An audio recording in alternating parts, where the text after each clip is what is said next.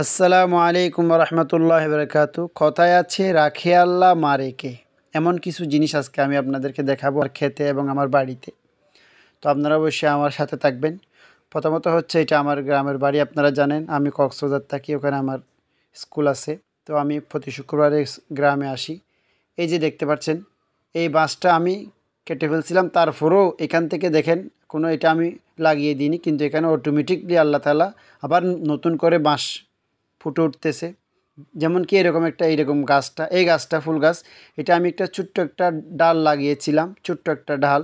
এই গাছটা আজকে কত বড় হয়ে গেছে, কেউ একদিনও পানি দেয়নি বা মাটি দেয়নি, সার দেয়নি, অটোমেটিক এই গাছটা হয়ে গেছে। তো এরকম আমরা অনেক কিছু আছে যেগুলো আমরা চেষ্টা করেও কি করতে পারি না, উঠাইতে পারি না। আর এমন কিছু আছে একটা ঢালা লাগিয়ে দিলেও, গাছের ঢাল যদি আমরা লাগিয়ে দিই, ওখান থেকে বড় একটা গাছ হয়ে যায় অযত্নে অবহেলায়।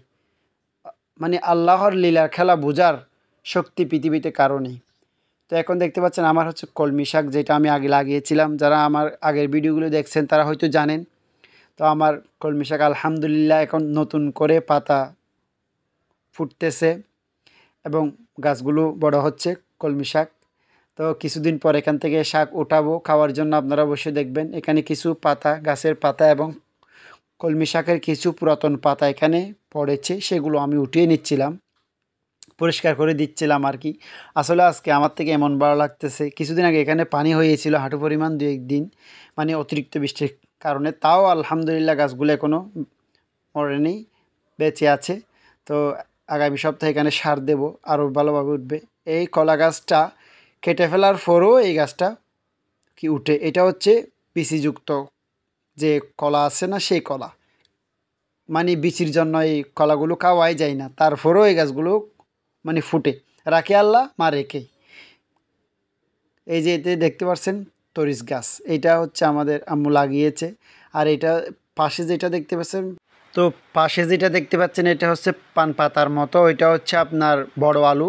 এটা শীতকালে যে ওই যে মুরগি রান্না করে খায় বাফা পিঠা দিয়ে, ওই আলুটা, বড় বড় আলু। আর এটা হচ্ছে কাকরল, কাকরল এটা অটোমেটিকটি গাছটা মানে এখানে উঠেছে, আমরা কোনো বিচি লাগাইনি। তো আল্লাহর নিয়ামত অটোমেটিকলি উঠতেছে। এটা হচ্ছে আমার নতুন মুরগি, বাচ্চা দিয়েছিল 8টা 9টা মতো, এখন 5টা আছে। তো আমি এখন দেখাবো তরিস গাছ। আম্মা যে ঝাল মরিচ যেটা আমরা শাক দিয়ে খাই, ওই মরিচটা, এটাকে আমরা তরিস বলি। দেখেন এটা কী পরিমাণ তরিস একটা ছোট্ট গাছে আল্লাহ তালা দিয়েছেন। আসলে আল্লাহ তালার শুকরিয়া আদায় করে আমরা শেষ করতে পারবো না। তো আল্লাহ তালা যদি আমাদেরকে একবেলাও দেয়, তাতে আমাদের অবশ্যই কি শুকরিয়া আদায় করা উচিত। তো এই জন্য আপনাদের সাথে এই ভিডিওগুলো শেয়ার করা। সবাই ভালো থাকবেন। আসসালামু আলাইকুম রহমতুল্লাহি বরকাতুহু।